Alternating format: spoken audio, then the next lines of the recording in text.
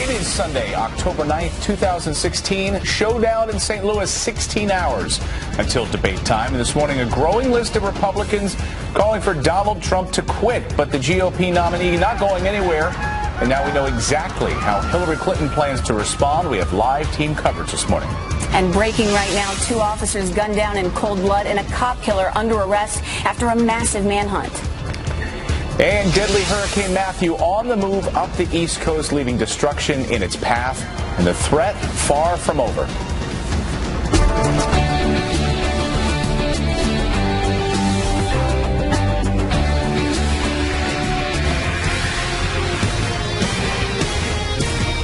Good morning, everyone. You're watching a special Sunday edition of Fox and Friends First. It is debate day. I'm so excited. And the candidates getting ready for round 2. Good morning, everyone. I'm Clayton Morris. And I'm Kristen Fisher. Fresh scandals rocking both sides expected to shape tonight's debate. We have team coverage in St. Louis. Mike Emanuel is following Hillary Clinton's campaign. But first, senior national correspondent John Roberts with Donald Trump standing his ground against growing calls to drop out. Good morning, John. Clayton, Kristen, good morning to you. Donald Trump making it clear yesterday, and he'll make that point again today, he is not about to bow down to increasing pressure in the Republican Party for him to step down. Take a look at this. Yesterday, the sidewalk outside of Trump Tower on 5th Avenue, a lot of people had gathered there to voice their support for Donald Trump. I have stood in front of that tower day after day after day, and Donald Trump never comes outside. But look at what happened yesterday. He came out to thank the crowd, to wave to them, and to again reiterate that he is in this thing to stay and to win it. Trump tweeting out yesterday, quote, "The media and the establishment want me out of the race so badly. I will never drop out of the race, never let my supporters down." After a day of debate preparation, Rudy Giuliani also came out in the street yesterday and talked to the cameras. Listen to what he said.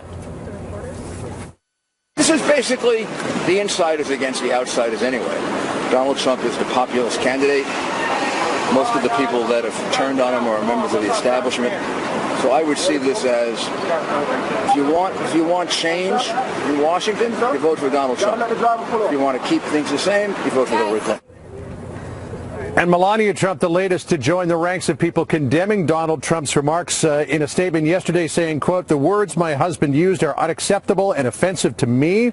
This does not represent the man that I know. He has the heart and mind of a leader. I hope people will accept his apology, as I have, and focus on the important issues facing our nation and the world." So clearly, Clayton and Kristen, the strategy here is to repudiate Donald Trump's remarks, but at the same time say, we forgive him, and it's time to move on. We'll see if that strategy works today. Back to you. Strategy against the establishment. It certainly worked during the primary. John Roberts, live for us, bright and early. Thanks so much, John. Thanks. Thanks, John. It's just unbelievable. A major party presidential candidate being asked to drop out just hours before a big debate. But Hillary Clinton has problems of her own. Deep in debate prep, Hillary Clinton hunkers down as she gets ready to make her first public comments on Trump's hot mic moment and her bombshell WikiLeaks emails. Mike Emanuel also live at Washington University in St. Louis with a closer look at Clinton's revealing Wall Street speeches. Hey, Mike. Kristen, good morning to you. Hillary Clinton's campaign wants her first public response to come tonight on the big stage with one of the biggest audiences of the campaign watching. They want her reaction to be fresh and for her to essentially make the most of the moment. So far, there's just been a tweet from her account saying, "This is horrific. We cannot allow this man to become president." Clinton spent nearly 8 hours on debate prep yesterday at a hotel near her Chappaqua, New York home. Clinton is likely to face questions about some revelations from the latest WikiLeaks release. The hack was of Clinton campaign chairman John Podesta's account, although the campaign won't confirm the authenticity of the emails. Clinton allegedly said it's important to have both a public and a private position on issues like Wall Street, and apparently told a Brazilian bank she wants open trade and open borders. According to WikiLeaks, Clinton changed the story about why she was rejected by the Marines, quoting a recruiter saying, quote, "Well, I think you're too old for the Marines, but maybe the dogs will take you." I said, "The dogs?" He goes, "Yeah, you know, the Army." I said, "Well, it doesn't sound like I'm going to be welcome." So then on guns, her press secretary Brian Fallon wrote about what Clinton would do. Quote, "Universal background checks, of course, but also closing the gun show loophole by executive order and imposing manufacturer liability." Tonight's forum is a town hall setting, and so Hillary Clinton and Donald Trump will face questions from the two moderators and also members of the studio audience, perhaps some questions about these latest revelations from WikiLeaks. Kristen? All right. Thanks, Mike Emanuel, live for us this morning in St. Louis. And tonight's town hall format is all about the voters. So we want to know, what would you ask the candidates? Send us your comments and Facebook, Twitter, and Instagram questions, or send us an email. That's like the old way, snail mail to Fox and Friends first at foxandfriends.com. And we're going to share them all morning long. Kristen? Well, Hurricane Matthew still on the move. The deadly storm marching up the East Coast at this hour after leaving a trail of devastation across the southeast. Countless cities underwater this morning. Torrential rain dumping as much as 17 inches. And storm surges up to 9 feet high, triggering record-breaking flooding. Many people are caught in the storm's destructive path, now assessing the damage. The hurricane killing at least 10 people in the United States. Well, Garrett Tenney is in St. Augustine, Florida. Garrett, how you holding up? Well, Kristen, good morning. It's been a rough couple of days here in Florida, but really all along the eastern coastline of the United States. And what's really striking about this storm, though, is pretty much unanimously among state, local officials, they'll tell you, despite record flooding in their states from this storm, they all will tell you, we got extremely lucky here. And that's really striking. When you look at this damage here, you can see we are just north of St. Augustine, Florida, in Villano Beach. All of this was docks behind these homes just a couple of days ago. Now, this is all the debris that's left, and it wasn't until late yesterday that crews were actually able to come and clear all of this out of the road. In North Carolina, you can see the roads there are completely covered. The cars submerged. And in South Carolina, this is essentially deja vu to what we were seeing a year ago. This is when the roads were covered, turned into rivers, and that's what we're seeing again now. And now, if you look there in Georgia, Savannah, they are just now beginning to assess the damage, which is still hard to do in some areas just because of how pervasive these floodwaters are. You can see a highway there still completely flooded over. Now, you mentioned 10 deaths so far have been reported. We are hearing some unconfirmed reports that death toll could be rising as high as 14, though. And, of course, that could go even higher as officials get into a lot of these areas as the storm moves out. Kristen? Garrett Tenney, thank you so much, Garrett. Good to see you. All right, thanks, Garrett. Well, Hurricane Matthew now moving up the East Coast. Chief Meteorologist Rick Reichmuth tracking its new path in the Weather Center. Hey, Rick. Good morning. We're almost done with it. Almost. We have a little bit of ways to go. We still have some really strong winds across the Outer Banks and still seeing some rainfall at times. It's a little bit heavy, and you see some of that rain also moving in towards parts of Virginia. But we've seen some spots well over a foot of rain across the Carolinas. This is the center of the storm right now. Moving offshore, winds are still 75 miles an hour sustained, but it's gone through a transition process, so no longer a hurricane. It's now a post-tropical storm. Doesn't mean anything. It's just meteorological speak. But we still have 75 mile an hour winds, which is the point. The very heavy rainfall really from parts of, say, Georgia, where we saw about a foot of rain in Savannah, and then you get this idea where this pink is. This has been the worst of it. Fayetteville, North Carolina, incredible flooding yesterday along the I-95 corridor. All that water in place. It doesn't go away very quickly. So while the rain is going to end over the next couple of hours, the flooding is going to be in place. And where you see these green lines, those are rivers that have flooding going on. And the red is flash flooding that's going on, especially across the eastern parts of North Carolina. This is a Future Radar. Take us to 7 a.m. Watch what happens here. By around noon, most of the rain is gone. The breezy conditions will still continue, but this storm is almost gone. Guys, after days and days, about 3 days trekking along the southeast, Matthew finally almost over. Get out of here, Matthew. Yeah. Thank you, Rick. You bet.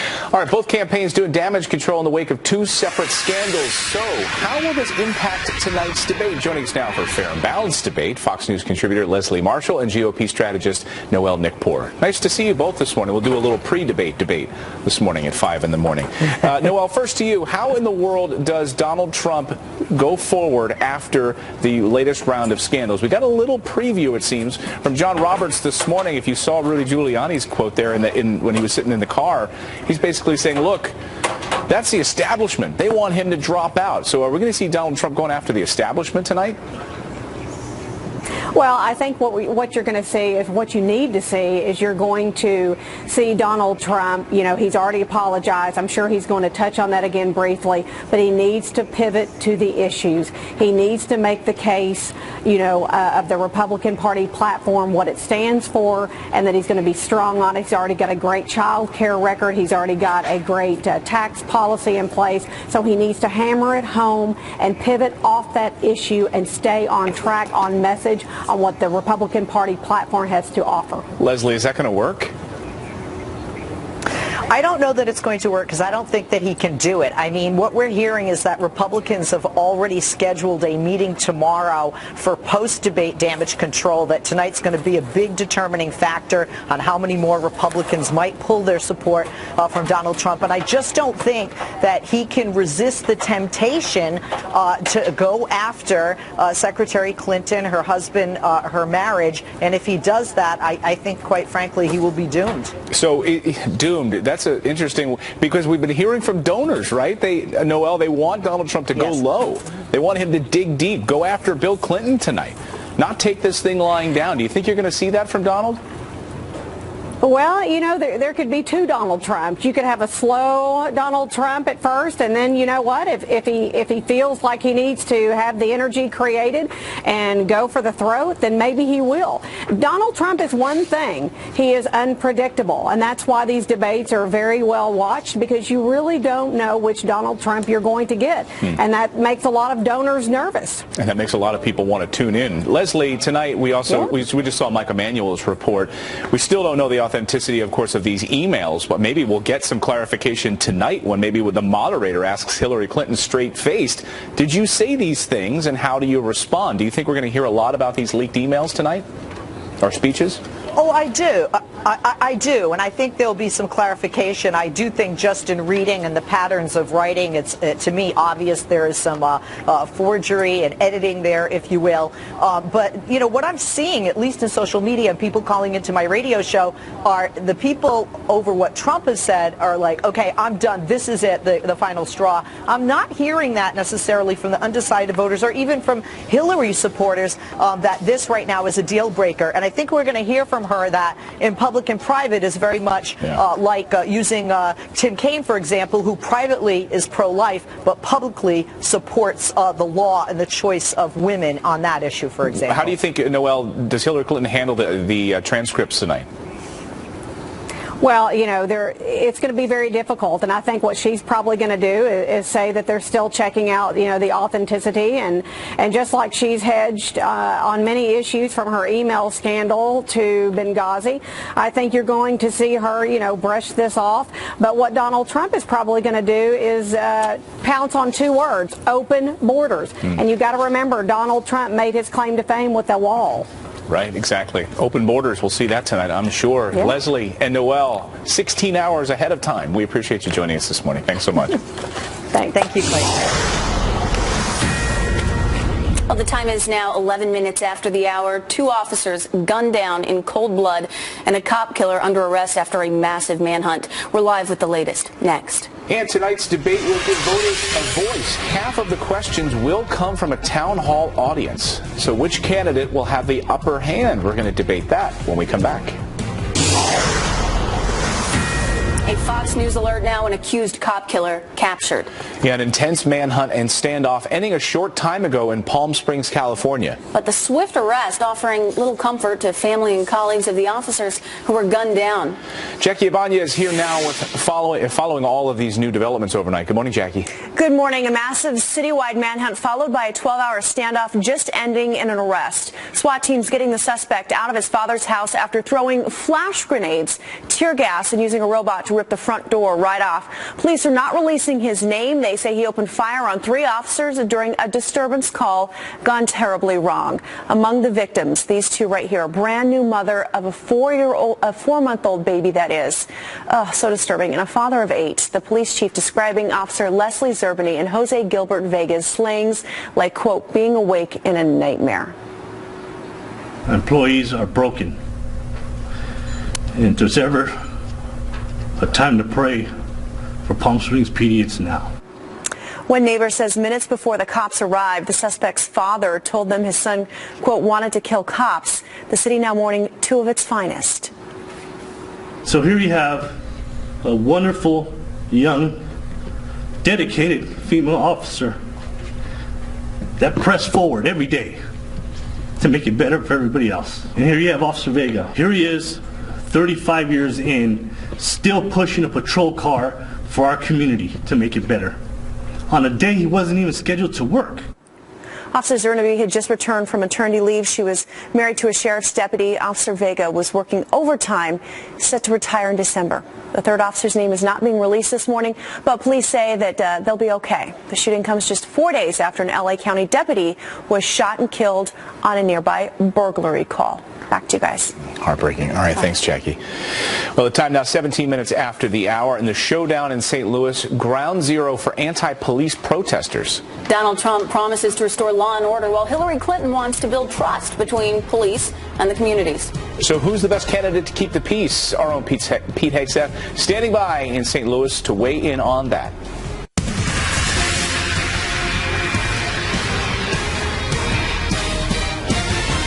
Anti-police protests took over Ferguson, Missouri after the Michael Brown shooting. So when it comes to race relations and policing, which candidate has the best plan to keep the peace? That question front and center as they face off in St. Louis. Now, here to weigh in is Fox News contributor Pete Hegseth. Pete, great to see you this morning. You got to St. Louis yesterday, and you got to sit down with somebody pretty interesting there in the community. Tell us about it. Yeah, I got to spend some time with the police chief here in St. Louis, Chief Watson, and talk about what his department is facing 2 years after Ferguson. The crime rate, the murder rate in St. Louis is actually the highest in America per capita. So they still face a big problem there. They continue to have Black Lives Matter protests, and they're doing the best they can to address it, but it's not clear necessarily in this city that relations have improved all that much with the black community. We went out and talked to folks on the street also. Still a lot of mistrust, and unfortunately still a lot of violence in the streets of St. Louis. So it sounds like they're following Hillary Clinton's prescription, and it doesn't sound like it's working all that well. Was that your take? Yeah, I mean, my sense is they're trying to do community engagement, but what the chief mentioned were things like implicit bias training and meeting with Black Lives Matter activists, and they dismiss things like stop and frisk, which is something that Donald Trump has talked a lot about. So they're trying more of the engagement approach than the sort of Giuliani-style aggressive broken windows theory, where stop and frisk approach, and that's what's going to be talked about on the stage tonight. Hillary Clinton has talked about retraining our police officers for implicit bias, and I think what you see is a bit of a morale crisis, and the chief even acknowledged that within his own force. You know, the guys on the street and gals who are working those blocks, there's something called the Ferguson effect. What do I do if I'm engaged? If I do have to use my firearm, am I going to become the middle of a firestorm and my family targeted? So they're grappling with real life questions, but the policing, the way they're approaching it, very much mirrors in some ways what Hillary Clinton's proposing. And Pete, you remember from the last debate, of course, Donald Trump brought up stop and frisk. He was a fan of stop and frisk, thought what it did for New York City and other areas. Well, I don't know if when you're talking to the police chief or when you're out on the street talking to community members, are they in favor of the Trump-style approach to policing? No, I mean, stop and frisk was not something they favored. They said it had a tendency toward racial profiling. Obviously, a substantial minority community here in St. Louis. But the point that Donald Trump makes, and I think a lot of law enforcement folks make, is it's not about white or black. Everybody deserves a peaceful environment in their community. So stop and frisk doesn't have to include that. The other variable here, very open carry laws with the Second Amendment in Missouri and in St. Louis. So the police force there deals with open carry and what they think is an abundance of guns in the inner city. So he's trying to figure out how to address illegal weapons while making sure that lawful owners have the ability to protect themselves. Well, you have 2 officers killed last night. The debate site's about 20 miles away from Ferguson. This is a topic that almost certainly has to come up. Pete, thanks so much. It sure will be. Thank you. Pete.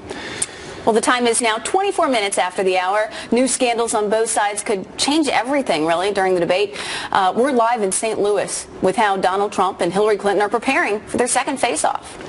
And deadly Hurricane Matthew on the move up the East Coast, leaving destruction in its path. Chief Meteorologist Rick Reichman is tracking a new threat. That's coming up next. A new threat? Come on. A new one? Really?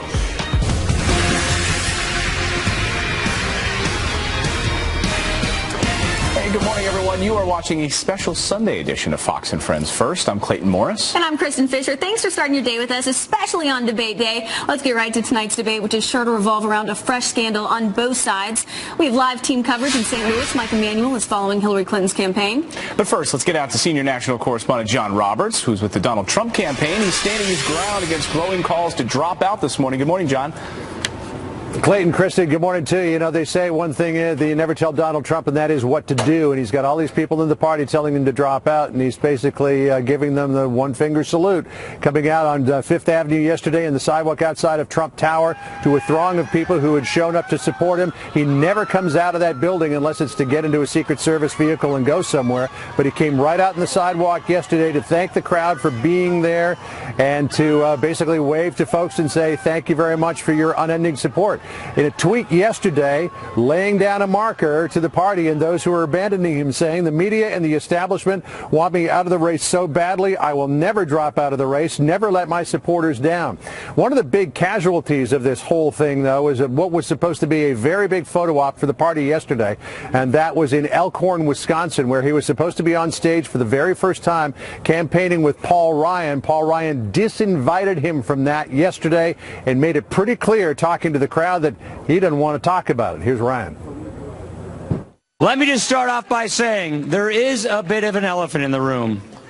And it is a troubling situation. I'm serious, it is.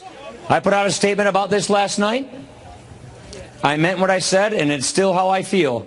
But that is not what we are here to talk about today.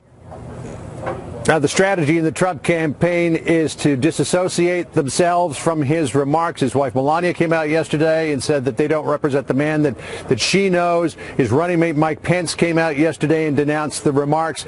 But then it's going to be this idea of, okay, let's forgive and get past it. Here's one of his senior advisors, Boris Epstein. Boris Epstein. Listen to what he said. Listen, these were terrible words. I'm a father. I'm a son of a very strong woman, a grandson of a strong woman, a husband of a strong woman, and I didn't like hearing that, just like Mrs. Trump didn't like hearing it. But she has accepted his apology, and everyone else needs to as well, and let's move on. Let's move on. That is the key here. It will be very interesting, Clayton and Kristen, to see how Donald Trump addresses it tonight. He's going to have to. Most certainly he'll be asked a question about it, and certainly Hillary Clinton is laying in wait to respond to all of this as well, just a few hours from now. And John, overnight breaking, I'm curious how the Trump campaign will respond once the sun comes up this morning. Reince Priebus is telling party officials basically stop spending money on Donald Trump, redirecting these funds now to down ballot candidates. Say stop the direct mail campaign for Donald Trump that's coming right from the RNC. Well, you know, it's the same thing that happened in 1996 when they figured that Bob Dole, about this time in the race, didn't have a chance to beat Bill Clinton. They decided that they were going to take all of their resources and focus it on the down ballot races. You know, there are a lot of people in the Republican Party who feel that Donald Trump has got no chance of winning, that Hillary Clinton may come out of November the 8th with a 300-plus electoral vote victory. Wow. And so they really want to fight to maintain the Senate and the House. And if it takes shifting some resources, that at this point, that may be something that they have to do. Unbelievable. John Roberts, live for us this morning in St. Louis. We appreciate it, John. Thanks. Thanks, John. Do you think there's any chance that Trump will come out and speak? Well, before the debate? A speech before the debate. I don't know. We'll see. Hillary Clinton, though, has been in hiding. Democratic nominee spending hours behind closed doors preparing for tonight's second showdown. For the first time, she's expected to respond to Trump's hot mic moment and her bombshell new emails. Mike Emanuel following that part of our coverage live in St. Louis. Hey, Mike. Kristen Clayton, good morning to you. Hillary Clinton's aides tell me that the campaign's top lawyer has told them that there is no way that Donald Trump can be kicked off the Republican ballot. They say it's too late, so they're preparing for Donald Trump for the rest of this campaign, and they want her response to his latest controversy to be fresh and new tonight on the big stage. So far, there's just been a low-key tweet from Clinton saying, "This is horrific. We cannot allow this man to become president." The Democratic nominee spent almost 8 hours yesterday preparing for tonight's town hall at a hotel near her Chappaqua, New York home. Aides defend all the rehearsal, noting tonight will be one of the largest audiences of this campaign. Clinton may face questions about the latest revelations from WikiLeaks. They include a quote of Clinton apparently saying on issues like Wall Street, it is important to have both a public and a private position. Clinton reportedly told a Brazilian bank, quote, "My dream is a hemispheric common market with open trade and open borders." The new information comes from a hack of campaign chairman John Podesta, but Clinton campaign aides are not confirming their authenticity. On what Hillary Clinton would do on guns, her press secretary Brian Fallon is quoted as saying, universal background checks, of course, but also the closing the gun show loophole by executive order and imposing manufacturer liability. So lots for Hillary Clinton to be asked about, lots to get reaction on, the WikiLeaks latest, and also, of course, the latest on Donald Trump's controversy. Kristen, Clayton? Wow. We thought the first debate had the most watched viewership numbers. This is going to be big. Yeah. Thanks, Mike. Thanks. Time now for Look Who's Talking, and this morning it's Charles Krauthammer sounding off on what, if any, impact this new WikiLeaks scandal will have on Hillary Clinton's campaign. Listen. In a normal year and with normal timing, this would be utterly devastating. If it had not come out just an hour or so after the Trump revelation, it is all we would be talking about. We would be mining these emails for more and more damaging material. Damaging in two ways. One is simply on the policy front. Her talking about open borders. That is a 30-second ad that would run in a continuous loop in some parts of the country and would be devastating. But the other is as to personality and character. She's known, her flaw is you can't trust her, you see it in the numbers. That's her history going back 30 years, and she is admitting here the public and the private are different, and you can just see it right out there, undeniable.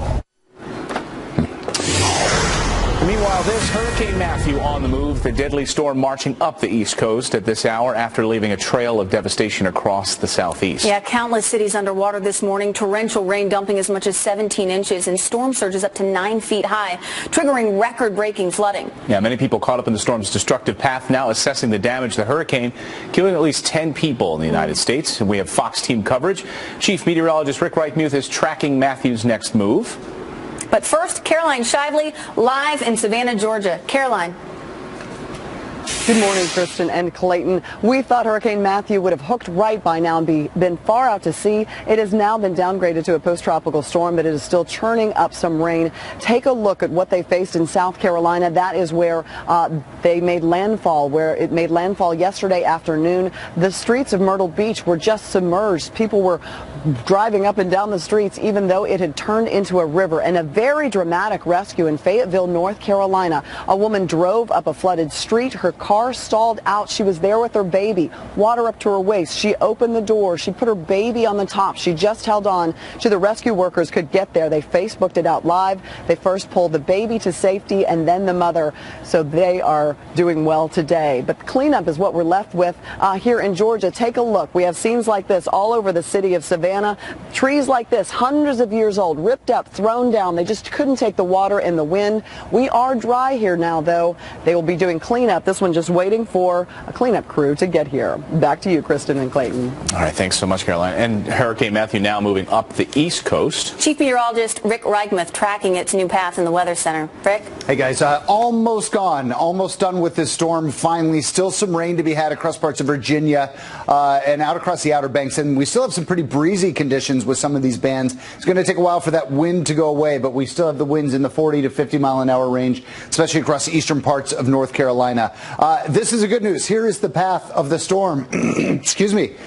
Pulling offshore, and it is almost gone, and we are almost done with it. But because of all that very heavy rain we've seen, especially South Carolina into North Carolina and then Virginia, we have the flooding concerns, flash flooding going on across much of the eastern part of North Carolina. But by the time we get some daylight out there and get some images, they're going to be pretty extreme with all of that flooding. The rain is still just right here off the shore, kind of involving a front that's pushing it out, and and it's going to squeeze a little bit more moisture out of there. Rain even across parts of the Northeast, not from the storm, but from that front that's moving through. But throughout the day today, it's gone. It's going to be about noon before all of the moisture is off of the Carolinas, and because of that, maybe 2 to 3 more inches across parts of Virginia, southern parts of Maryland, but down across the Carolinas, maybe up to about an inch. So we're almost done with that. But the rainfall totals, guys, have been extreme, and that's why we've been seeing this flooding, especially along Interstate 95 at times yesterday. That major interstate was closed. A lot of bridges out here, so it's we still have a long day ahead of us in the cleanup, obviously. But as far as precipitation in the storm, we are almost done. And we're almost done with hurricane season too, right? End of November. We're looking at something in the Caribbean maybe in about a week and a half. So yeah, we do. We've got some time still. A week and a half. All right. Yeah. All right. So Rick can get some sleep and then come back. That would be nice. For now. Thanks, Rick. Well, the time is now 38 minutes after the hour, and tonight's debate will give voters a voice. Half of the questions will come from the town hall audience. So which candidate will have the upper hand? We'll have a fair and balanced debate on that next. Then the battleground states of Michigan and Wisconsin, why they matter, and who has the best chance to win. We're mapping it out. Well, tonight's town hall format gives the voter a voice. So what issues do they really care about? And who has the upper hand? Well, joining us now for a fair and balanced debate, political editor at Bustle.com, Emily Shiring, Fox News contributor, Guy Benson. Thanks so much for being with us, both of you. Good morning. Good morning. So, Emily, I'm going to start with you. Both campaigns say their candidate is better suited for this town hall format. So, Emily, cut through the spin for me. Which candidate really has the edge here? Hillary Clinton, though that may be more by dint of the recent scandal hitting Donald Trump.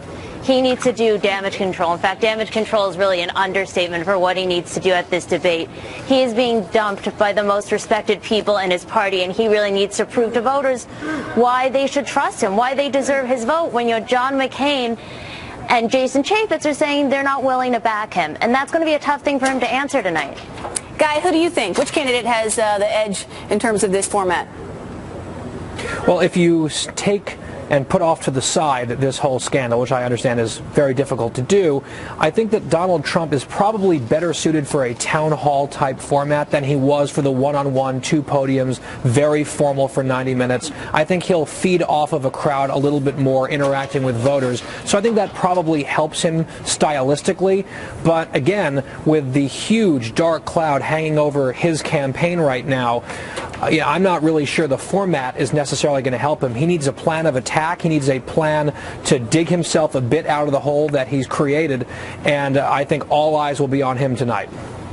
So tonight's format, the way it's going to work is half of the questions are going to be asked by voters in the room, and these are about 40 voters that were picked by Gallup, and Gallup says that they were screened and selected and that they're uncommitted voters. But I imagine it at this stage in the race, it's probably hard to find uncommitted voters. What do y'all think? Emily?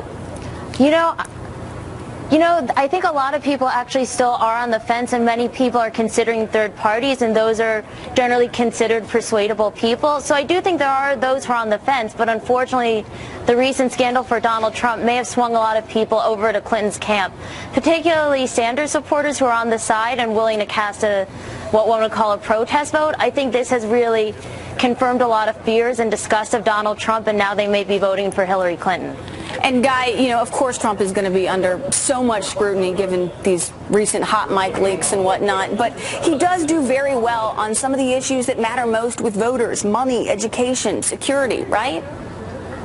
Yeah, so Trump's, of course, going to have to address the personal stuff and the character stuff. That is front and center in this campaign. But I do think that there are, maybe I'm naive, but I do think that there are lots of voters who are starved for actual policy discussions, and Trump is not necessarily a details guy, but everything happening with Obamacare, he can take advantage of that. The comments from Hillary Clinton that have been leaked, where she was talking about open borders, open trade, that goes directly against the type of rhetoric that she espoused during the primary, and could be anathema for many voters. So there are some big openings for Trump if he's able to talk about policy, as opposed to the Donald Trump show 24/7, which it's been really for the last 2 weeks since the last debate.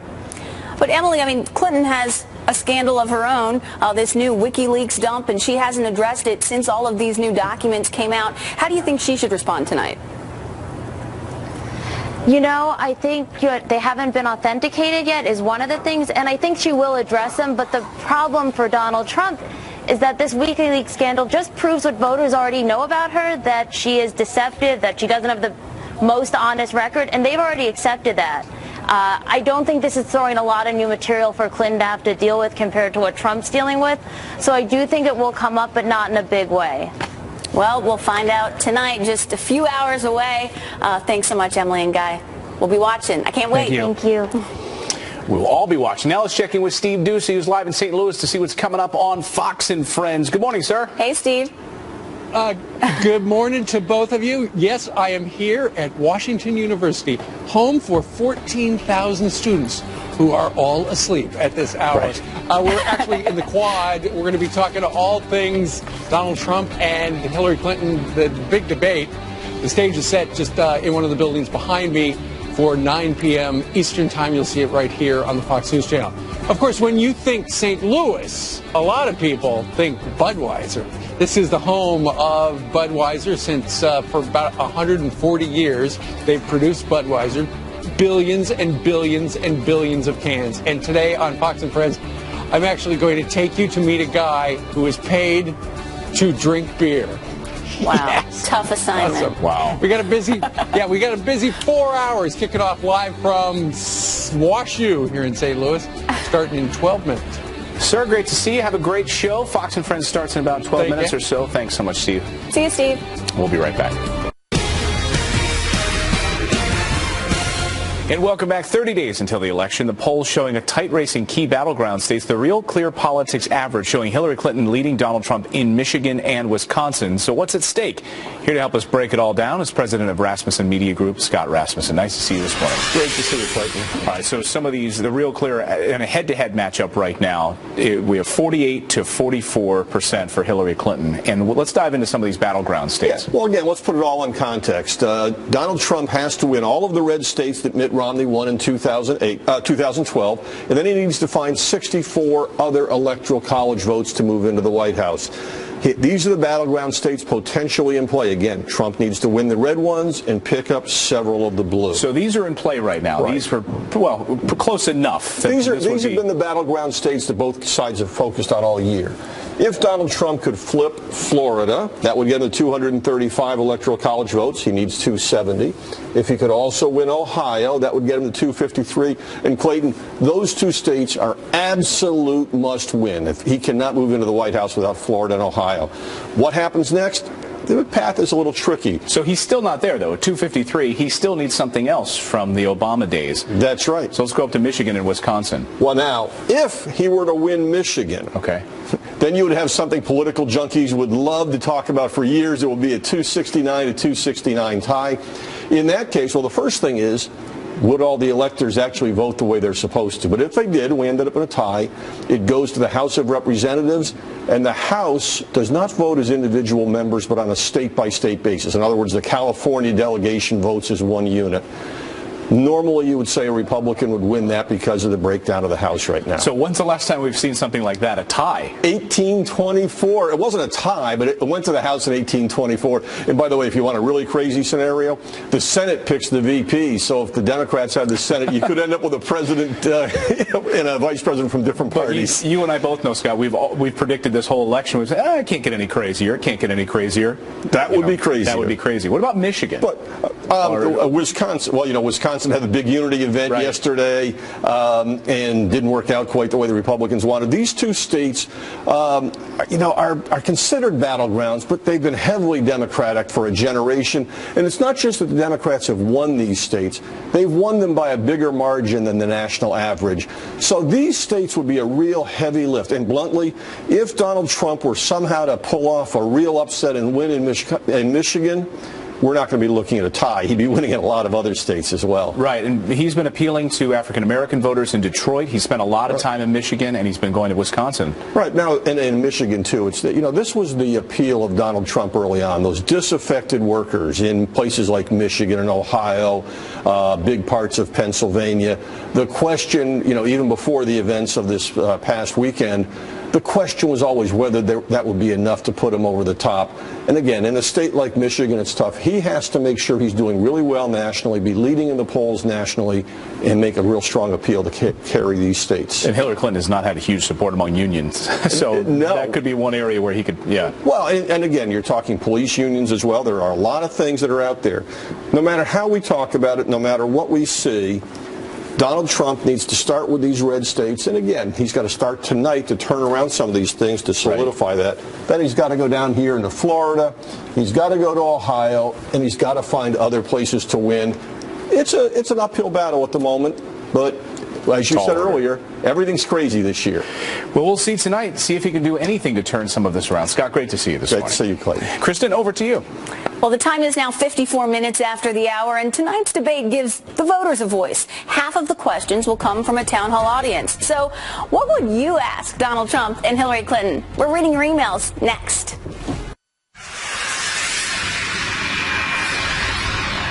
Well, tonight's town hall format is all about the voters. So we wanted to know from you, what would you ask the candidates if you had a chance? And your responses came pouring in. Sharon on Facebook says, I would ask both of them what they do to fix the VA system.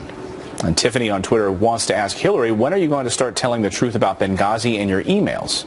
Sharon on Twitter asks why Trump has a love affair with Putin. What are his connections with Russia, and where are his taxes? And Marine Sergeant Christopher sent us an email saying, once POTUS, how would you handle the rebuilding of the affected areas of Hurricane Matthew? Specifics, please. Trent says, forget the past. What are you going to do today and tomorrow? What are you going to do for the people? I think our viewers should go to the town hall and ask the questions.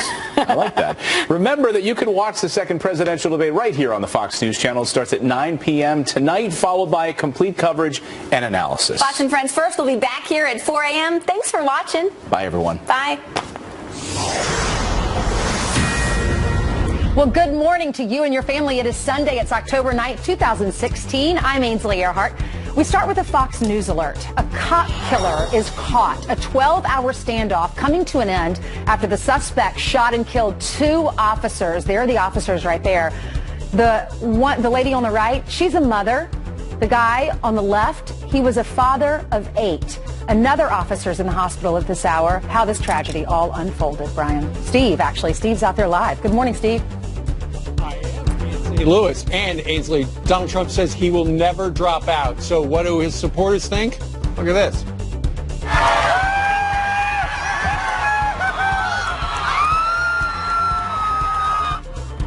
Fifth Avenue, New York City, late yesterday, people coming out in droves. But what about the rest of the grand old party, and how will that shape tonight's mega debate? We're going to talk about that, Brian Kilmeade. Yeah, I hope we can squeeze that talking point in. Plus, while Trump faced the music, Hillary Clinton is staying silent on the latest WikiLeaks dump. But more brand new emails show a very different Hillary in public than in private. Stunner. Let me just remind you, it's Sunday. You didn't oversleep. You're off today. We're not. Mornings are better with friends.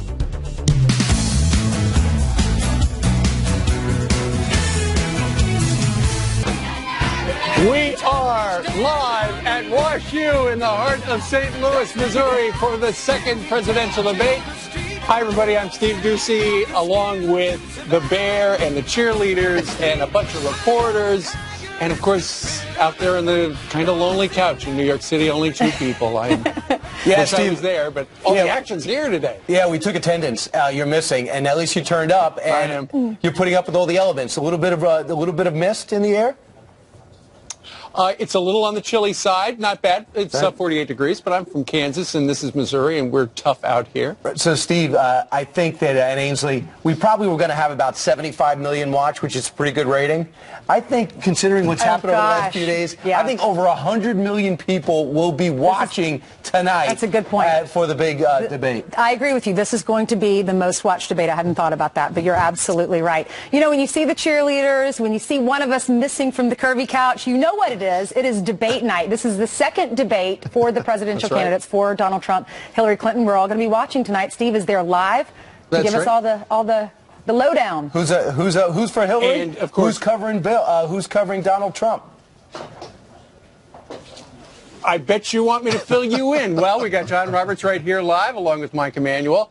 And usually, it says in the prompter who should go first. But, you know, I think this is a no-brainer, Mike. You're covering Hillary.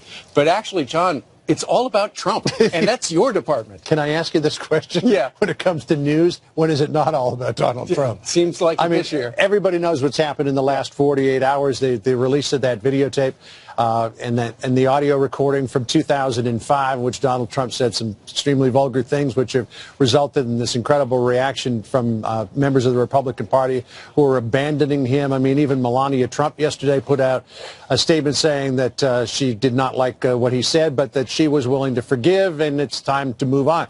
Donald Trump yesterday took the unprecedented step. I've been out in front of Trump Tower so many days, and Donald Trump never comes out front. But take a look at this video. Yesterday afternoon, Donald Trump, after doing some debate prep at Trump Tower, came out because there was a throng of people out front who were showing their support for him. There he is with the Secret Service entourage out on Fifth Avenue, right out in front of Trump Tower, on the sidewalk there, waving to people, saying, thank you so much for coming out. All of this talk about whether or not he would drop out of the race, and so many calls from so many Republicans. Listen to what Rudy Giuliani, who spent the day in debate prep with Donald Trump, said about all of that yesterday. There is nothing that is going to cause his dropping out. That's a wishful thinking of the Clinton campaign and those people who have opposed him for a long time. So for most of the last couple of days, Donald Trump has been engaged in debate prep at Trump Tower, along with Giuliani and Chris Christie. This is him in Sandown, New Hampshire on Thursday night. This was widely seen as kind of getting him used to the town hall format, which he hasn't done a lot of. Chris Christie is the master of the town hall.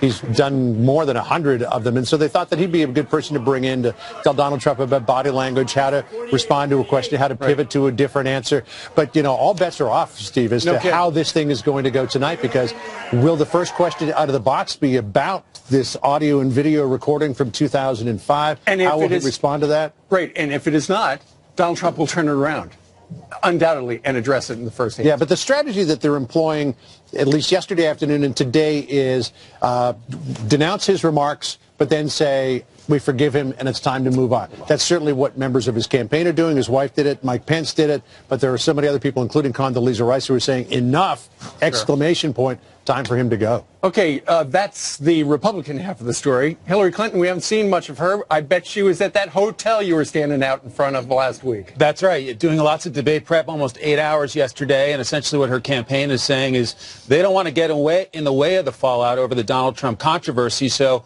they're saving her reaction for tonight on the big stage with a huge audience watching. They want it to be fresh, and they want it to basically make news, and so they've kept her out of the spotlight. 8 hours at that hotel yesterday, going through the books, going through the mock debates, essentially setting up for tonight. They're also dealing with the fallout at this point of some more leaked emails from WikiLeaks. They're from Clinton campaign chairman John Podesta, saying some things about Clinton that, you know, perhaps she didn't want out there in the public, talking about it's important to have two different positions, a public position and a private position on things like the banks, suggesting that Wall Street would be best reformed by Wall Street insiders. That's likely to make Bernie Sanders and his supporters crazy. Also talking about open borders. Now, her campaign is not confirming the authenticity of these emails, but they're also not denying that he was hacked, and they're saying that this stuff was stolen from John Podesta. And so there will be a reaction tonight to Donald Trump's latest controversy, but also a reaction tonight to the latest from WikiLeaks about whether she's saying certain things to the banks behind closed doors and other things in public to the American people. And that's one of the things that Donald Trump has been practicing. Yesterday they put out 10 things that Hillary Clinton didn't want to have revealed about the speeches that she gave. So watch for Donald Trump to talk about that a lot tonight as well. All right, guys, thank you very much. Thanks for having us. St. Louis. Good to be with you. All right. Ainsley, Brian. Steve, as you know, yesterday, you know, Trump Tower is pretty close to us, and when Donald Trump came out the front door for the first time in a long time, it was pretty clear that he had some supporters behind him. This was the deal. You have to listen to it. They're just trying to gain from it. I feel they're just, you know, we should be all together. We're all for the same thing, you know, stopping ISIS, closing our borders, getting rid of our debt. I can understand what they're doing because it is, you know, was pretty awful. But that was 11 years ago, and I think they should go behind Trump and stand behind him. It's bad for the party. It doesn't show us as a united Republican Party, and they should really be standing behind Trump right now. So those three women we saw right there were at that Paul Ryan event yesterday up in Wisconsin, and the correspondent out in the field asked him, okay, Donald Trump, he said those things. What do you think? Should he drop out? No, actually, they said they were steamed at the establishment, the Republican establishment, that they weren't standing by the man at the top of the ticket. Well, Steve, a lot of people are saying, everyone I've talked to is saying it's repulsive what he said 11 years ago. Many people are saying we need to move forward and forgive, just like John Roberts was talking about. But if you compare his record to Hillary Clinton's record, 4 people are dead in Benghazi. They were begging for help, and she didn't help. You have her lying about the emails. You have her vilifying women who came out and said her husband had assaulted them. So you have to decide when you go to the polls, who's better for the country. So you do have to look at that, and that's pretty much what's going to set up a pretty emotional, passionate debate tonight. But the question is, what else is coming out? Donald Trump indicated to Ben Carson yesterday that there's more tapes coming, and we do see more indications from, we said on the Howard Stern show, which are going to be sensationalistic, especially if people don't know the Howard Stern show. Unlike Hillary Clinton, when you go on the Howard Stern show, you can't have a script, you can't give him questions. Where Hillary Clinton decides to go on the Steve Harvey show, she said to Steve Harvey, this is exactly like the questions I'd like to go, this is how I want the segment to run. So when you're on that show, when you're not running for president, a lot of crazy stuff came out in it. So I'm sure that's going to be front and center today. And I think it's very interesting, conspicuous by its silence, how the Clinton camp is kept entirely silent. My sense is tonight they're going to open up with bazookas going after him, and it's going to be up to Donald Trump not to act emotionally. It was smart of her not to say anything yet, because tonight everyone's going to be watching because they want to hear her reaction. Yeah, and the big lead story today that we would be talking about, had the Donald Trump stuff not been leaked by somebody at NBC, would be the fact that WikiLeaks has dumped more than 2,000 of these John Podesta emails. He's the chairman of the Hillary campaign. And apparently WikiLeaks says, we've got 50,000, here's 2,000. And so far what we've seen make Hillary look pretty bad. In fact, I understand that apparently her campaign research director, a fellow by the name of Tony Kark, was so worried about the political impact of it, he sent to Podesta some mock headlines that might pop up in the press when this stuff comes out. Clinton admits she's out of touch, one headline. Clinton says you need to have a private policy and a public policy on things. And Clinton remarks are pro-Keystone and pro-trade. For the record, so what Steve, we're starting to see, and this is just the beginning of, this is just the tip of the iceberg, doesn't look good for her. She's a career politician, Steve. She's saying one thing in public, one thing in private.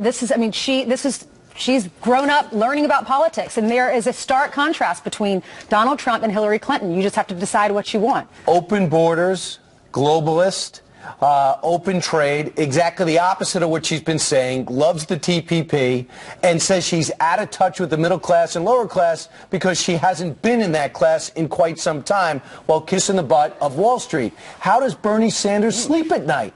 Everything that he ran against and he pushed her on turns out to be 100% right. Yet he still goes out there and campaigns for her. His supporters are upset with him because of that. Why wouldn't they be? It's incredible. Right. Sure, absolutely. And Mike just mentioned this a moment ago. What's the reaction from the Clinton camp? Well, we're not going to talk about whether or not those are real because we just blame Russia. She doesn't even have anything on the schedule. When in doubt, talk about that. Yeah, she doesn't have anything on the schedule from now, except the debates, until the election. No question, biggest crisis to date. No question, Donald Trump not getting out. He is staying in. And if you look at this Rule 9 of the RNC as hand model, Ainsley Earhardt holds it up, I will never drop out. It's very hard to imagine unless he wants to drop out him dropping out. You know he's not going to drop out. Yeah. All right, still ahead. Both candidates dealing with brand new scandals. How did many in the mainstream media cover it? It's uncoverable. It sounds like you're saying that Donald Trump could very well bring down the entire GOP. There are no major bombshells in these documents, if they are authentic, that really stands up to the magnitude of that story about Donald Trump. Will it have any impact on tonight's debate? Dr. Gina Loudon is here to discuss that next.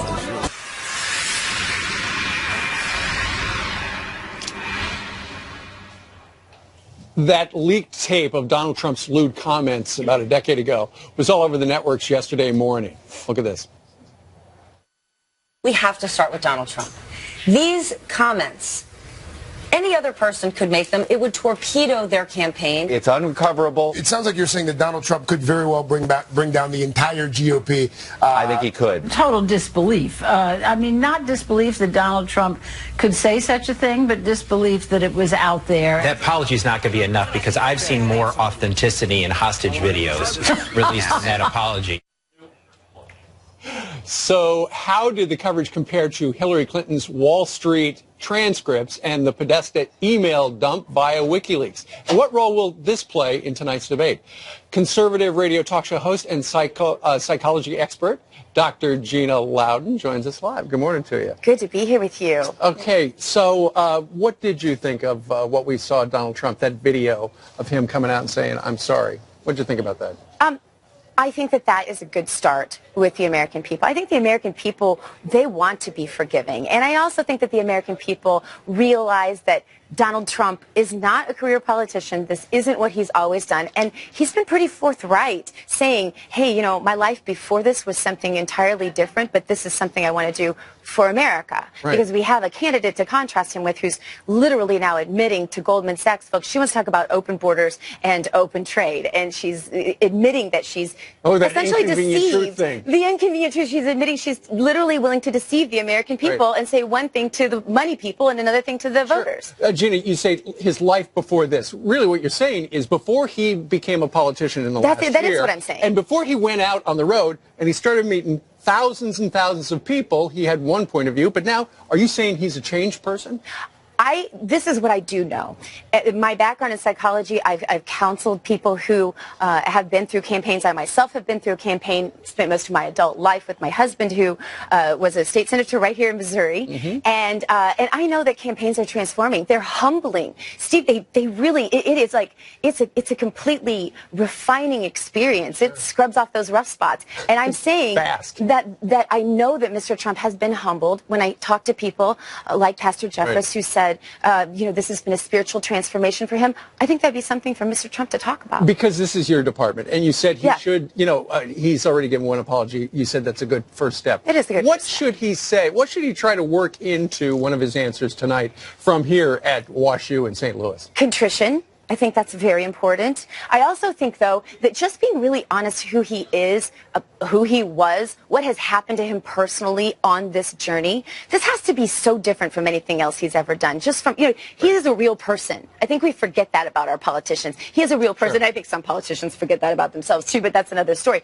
But I do think that, you know, he has gone through something very, very personal. He's probably lost more friends than the average person who's fighting over this race back and forth. We know we've all probably lost friends over our positions in this. I think he needs to talk personally to the American people about his journey, his story, because America wants to forgive. And if he wants their hearts in this, he's got to go grab it. All right, let's see what happens Let's tonight. see what happens. Dr. Gina Loudon, who's from St. Louis. From St. Louis. Thank you very much. Yeah, thank you. All right. All right, 30 days until the election, in the polls showing a tight race in key battleground states. Scott Rasmussen and Ainsley are mapping it all out. They got the magic three, and they're coming up next. All right, we'll stand by for that. Good morning to you. And more trouble for Samsung this morning. Why do phones keep exploding? That's bad for business. Good morning and welcome back to Fox and Friends at 24 minutes after the hour. Some breaking news overnight. A cop killer has now been captured after a tense 12-hour standoff. Police say that known gang member John Felix opened fire on two police officers in Palm Springs, California during a domestic disturbance call. One of those officers, Leslie Zarenby, who was killed, is a brand new mother to a 4-month-old baby girl. The other officer killed Jose Vega, a 35-year veteran and father of 8. A third officer was also injured, and he is recovering in the hospital, we're told this morning. Felix is now facing 2 counts of murdering a peace officer. Another Fox News alert to bring you right now. Matthew has just been downgraded to a post-tropical cyclone as a deadly storm continues to wreak havoc along the eastern seaboard this morning. Heavy wind, massive rain still carving a path of destruction. A stranded driver and her child were rescued. You can see it right here from the hood of a car. One of the many scenes playing out in cities now left underwater. Many folks now assessing the damage as that storm pushes off the East Coast. It has killed at least 10 people in the United States in its past. Let's head over to Ainsley. She's got a look at some politics there. Good morning, Ainsley. Good morning, Heather. Thank you. 30 days until the election, and the polls showing a very tight race in key battleground states. The Real Clear Politics average showing Hillary Clinton leading Donald Trump in Michigan and Wisconsin. So what is at stake here? Here to break it all down for us is the president of Rasmussen Media Group and senior fellow at King's College, New York, Scott Rasmussen. Hey, Scott. Hey, Thanks Ainsley. for being with us. Great to be here. All right, I'm going to let you do this because you're better at it than I am. Oh, it's like fighting over the remote. You know, you got to have You these can have things. it. Okay, great. Listen, when we talk about this campaign and you get by all the issues and personalities, it does come down to the Electoral College. For Donald Trump to win, he has to win every state that Mitt Romney won and then find 64 more Electoral College votes from the blue states that Barack Obama won. So if he wins all the red, that gives him a total of 206. How many Exactly does he right. need to win? 270? He needs a total of 270. Now, when we talk about this, you know, he's not going to win California, and by the way, no Democrat's going to win Wyoming. We're down to 13 states that people thought were battlegrounds when this year began, before we even knew who the nominees were. These are the competitive states. Again, Trump needs to win North Carolina, Georgia, and Arizona, and then find 64 more Electoral College votes. One possibility is Florida. That would get him Big state, yeah. That's right. The biggest of the battlegrounds. That would get him to 235. Then he has to win Ohio. That gets him to 253. And Ainsley, we can talk about this any way you want, but if he doesn't win those two states, there's no chance of a Trump All right, so let's say presidency. he wins those two states. He still doesn't have the 270. Where does he get the last? Well, there's several possible paths. The most intriguing is, what if he were to win Michigan? We'd have a 269 to 269 tie. Could you imagine? That would, you know, and I would say it's impossible, but this is a crazy year. I mean, Right. the events of this weekend show us you have no idea what's going to happen next. If this were to happen, if it were really a tie, the House of Representatives then picks the president. But they don't vote as individuals, they vote by state. So the California delegation gets one vote, the Texas delegation and the Iowa delegation all get one vote. Probably that would lead to a Republican victory. But look, when we're talking about this, Wisconsin and Michigan are states that were thought to be at the upper end of the Republican hopes for this year. They've been Democratic states for a generation. They go Democratic by more than the national average. It's very difficult to see how Donald Trump wins these states, you know, given where we are right now. There was some appeal to those lost workers, to the displaced workers that we thought would help in the Rust Belt. But right now, these states would be a real surprise for Donald Trump to win. So what do you get back to? We're still in the same place. You start with 206. You win Florida. You win Ohio. And if he can do that, he still needs 17 Electoral College votes. One possibility that's been talked about is Pennsylvania.